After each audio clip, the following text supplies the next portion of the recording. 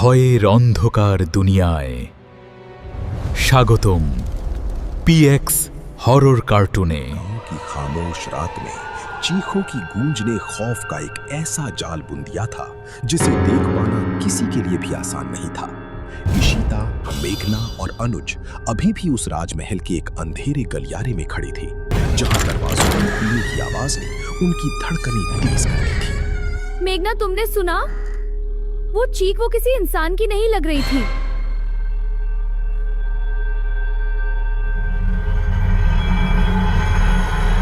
मुझे नहीं पता ये क्या है, पर मेरा दिल कह रहा है कि हम यहाँ गलत समय पर आए हैं। तुम लोग डरो मत, ये पुराने महल हैं। यहाँ हवाओं का शोर अक्सर ऐसा महसूस होता है जैसे कोई चिल्ला रहा हो। अनुज के चेहरे पर एक बनावटी मुस्कान थी, लेकिन उसकी आंखों में वो डर साफ झलक रहा था जो उसने गांव के बुजुर्गों से निशिर-मोलो की कहानियों में सुना था। अनुज, अगर ये सिर्फ हवा है तो वो ताबूत ले जाने वाले लोग कौन थे? और वो मंत्र बश बम बम, वो आवाजें अभी भी मेरे कानों में गूंज रही हैं। तभी महल के उस धूल भरे गलियारे में एक भारी साया धीरे धीरे उनकी तरफ बढ़ने लगा। मेघना ने अपनी टॉर्च की रोशनी उस दिशा में डाली, लेकिन रोशनी वहां तक पहुंचती ही बुझ गई। इशिता, मेरी टॉर्च बंद हो गई। यहाँ कुछ है, कोई है जो हमें देख रहा है। हमें यहाँ से तुरंत निकलना होगा। अगर निशिर-मोलो जाग चुके हैं तो वो गांव को तबाह कर देंगे। गांव के चौपाल पर मुखिया और पुजारी बेबस खड़े थे। उनके आसपास गांव के अन्य लोग भी जमा हो गए थे, जिनमें से कुछ के हाथों में जलती हुई मशालें थीं। पुजारी जी, संपत और कप्ता की आवाजें जंगल की ओर से आई थी। हमें अभी वहां पहुंचना होगा, इससे पहले कि वो बला हमारे गांव के बच्चों को अपनी चपेट में ले ले। मुखिया जी, निशिर-मोलो 400 साल से सोए हुए थे। उन्हें जगाने का साहस किसने किया? ये उन लोगों का काम है जो गांव की मर्यादा और इस पवित्र मिट्टी के रहस्य को नहीं समझते। तभी वहां भीड़ में मौजूद एक बूढ़ी महिला कांता देवी आगे आई। उसके चेहरे पर छुर्रियां थीं और उसकी आंखें किसी अनहोनी का संकेत दे रही थीं। वो आ गए हैं। वो सिर्फ संपत और कप्ता को लेने नहीं आए, वो उस रक्त को लेने आए हैं जो आज इस मिट्टी पर दोबारा लौट आया है। आप क्या कह रही हैं कांता? कौन सा रक्त? उस लड़की की आंखों में वही खौफ है जो 4 साल पहले उस रानी की आंखों में था, जिसने इस अभिशाप को जन्म दिया था। महल के अंदर मेघना को अचानक तेज सिरदर्द होने लगा। उसे अपनी आंखों के सामने कुछ धुंधले दृश्य दिखाई देने लगे। वो दृश्य जिसमें वो खुद एक प्राचीन राजसी पोशाक में थी और उसके सामने 4 ताबूत वाले व्यक्ति खड़े थे। मुझे सब याद आ रहा है। ये महल, ये मेरा घर था। मैं ही वो थी जिसने उन्हें बुलाया था। मेघना, तुम क्या बकवास कर रही हो? तुम होश में तो हो? इशिता, मुझे कुछ समझ नहीं आ रहा। ये सब कैसे हो सकता है? ये जगह, मुझे डर लग रहा है। हमें यहाँ से निकलना होगा। मेघना, तुम क्या कह रही हो? तुम तो शहर से आई हो। तुम्हारा इस महल से क्या रिश्ता हो सकता है? मुझे नहीं पता, पर ये मृत्युंजय अमृत कोई दवा नहीं है। ये तो एक श्राप है जो अमरता के लालच में बनाया गया था। अचानक राजमहल की दीवारें कांपने लगी। फर्श के नीचे से वही मंत्र सुनाई देने लगा, बश बम बम, बश बम बम। इशिता ने डर की मारी मेघना का हाथ जोर से पकड़। हमें यहाँ से बाहर निकलना होगा। अनुज, रास्ता दिखाओ। ठीक है, फॉलो मी, जल्दी। रुको, ये सब गिर रहा है। हाँ चलो, पीछे मत देखो। मैं रास्ता भूल गया हूँ। महल का नक्शा बदल गया है। देखो, वो दीवारें, वो हिल रही है। तभी उनके सामने एक गुप्त दरवाजा खुला और वहां से 4 साएं अंदर आए। उनके कंधों पर वही पुराना ताबूत था जिस पर खून के धब्बे सूखे हुए थे। वो आ गए हैं। मत देखना। अगर तुमने उनकी आंखों में देखा तो तुम कभी वापस नहीं जा पाओगे। निशिर-मोलो के कदम भारी थे। उनकी आवाज में एक अजीब सी गूंज थी जो सीधे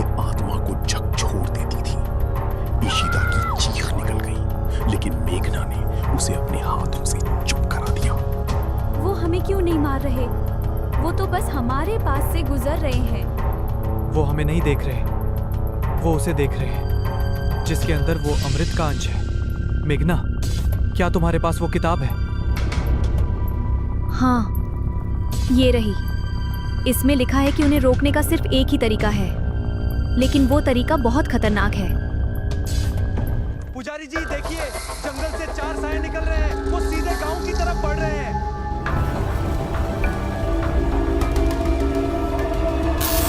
महल के अंदर मेघना किताब के पन्नों को तेजी से पलट रही थी। उसे एक मंत्र मिला, लेकिन उसके लिए उसे अपने खून की एक बूंद उस किताब के पन्ने पर गिरानी थी। अगर मैं ये करती हूँ तो शायद मैं वापस न बचूं। नहीं मेघना, हम कोई और रास्ता ढूंढ लेंगे। हमें मरना नहीं है। इशिता, अगर हम नहीं रुके तो ये चारों शैतान पूरे बेरमपुर को खत्म कर देंगे। मेघना, जो करना है करो। मेघना ने अपनी उंगली को एक नुकीली धातु से चीरा और किताब पर रक्त की बूंद टपका दी। अचानक महल के अंदर तेज रोशनी फैल गई। ओम नमः शिवाय। इस मिट्टी के रक्षा के सभी शाप को वापस ले जाओ। उस मंत्र के साथ ही महल के अंदर एक तेज धमाका हुआ। निशिरमोलो रुक गए। उन्होंने पहली बार अपना सिर ऊपर उठाया। उनकी आंखों में आग जैसी चमक थी। 400 साल का इंतजार, अंत में तू मिल ही गई, राजकुमारी। राजकुमारी? मेघना, ये क्या कह रहे हैं? मुझे नहीं पता, लेकिन मुझे लगता है कि मैं कोई साधारण लड़की नहीं हूँ।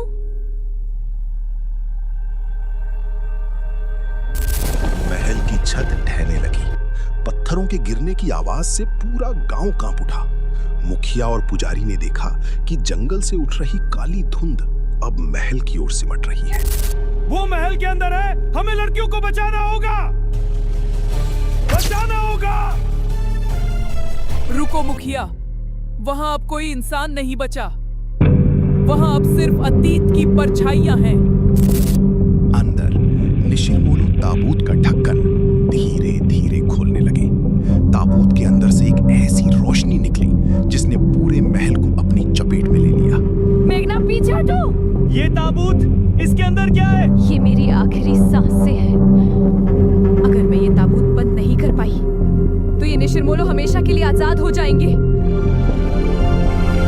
मेघना ने पूरी ताकत से उस ताबूत की ओर छलांग लगाई। उसने ताबूत के ढक्कन को बंद करने की कोशिश की, लेकिन निशिरमोलो ने उसे रोक लिया। मेघना, पकड़ो मेरा हाथ। इशिता, जल्दी। इशिता ने मेघना का हाथ खींचा, लेकिन एक अदृश्य शक्ति उसे वापस खींच रही थी। अनुज ने हिम्मत जुटाई और एक जलती हुई मशाल निशिरमोलो की तरफ फेंकी। पीछे हटो शैतानों, ये गांव हमारा है। मशाल के लगते ही निशिरमोलो के साए बिखरने लगे, लेकिन वे गायब नहीं हुए। वे हवा में ही स्थिर हो गए। इशिता, भागो। इस किताब को लेकर बाहर जाओ और इसे जला दो। अगर किताब जल गई तो ये अमृत का शाप ही मिट जाएगा। मैं तुम्हें यहाँ छोड़कर नहीं जाऊंगी। मेघना ने धक्का देकर इशिता और अनुज को उस गुप्त द्वार से बाहर धकेल दिया। जैसे ही वे बाहर निकले, महल का दरवाजा अपने आप बंद हो गया।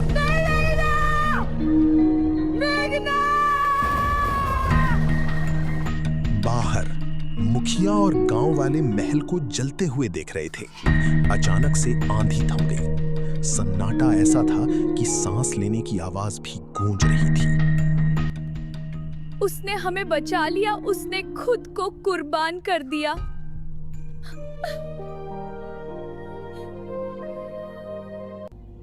निशिरमोलो वापस सो गए हैं। बेरमपुर अब सुरक्षित है। लेकिन उस रात के बाद कोई भी उन लड़कियों के बारे में नहीं जान पाया। इशिता और अनुज गांव से गायब हो गए थे और उस राजमहल की जगह अब वहां सिर्फ राख का एक ढेर वो था। मर नहीं सकती। वो बस उस समय में वापस चली गई जहां से वो आई थी। बेरमपुर को उसका रहस्य मिल गया, लेकिन कीमत बहुत बड़ी थी। सालों बाद आज भी बेरमपुर की गलियों में लोग उन 4 आदमियों की आहट महसूस करते हैं, लेकिन वो अब किसी को नुकसान नहीं पहुंचाते। वो बस उस राजकुमारी की रखवाली करते हैं जो आज भी उस राख में दबी किसी अमर कहानी का हिस्सा बनी हुई है। শেষ পর্যন্ত দেখার জন্য আপনাকে অসংখ্য ধন্যবাদ। আমি পঙ্কজ আর আপনি দেখছিলেন PX Horror Cartoon. আপনার সাপোর্ট আমাদের আরও নতুন হরর কার্টুন বানাতে সাহস দেয়। ভিডিও ভালো লাগলে লাইক, শেয়ার আর সাবস্ক্রাইব করতে ভুলবেন না। আবার দেখা হবে।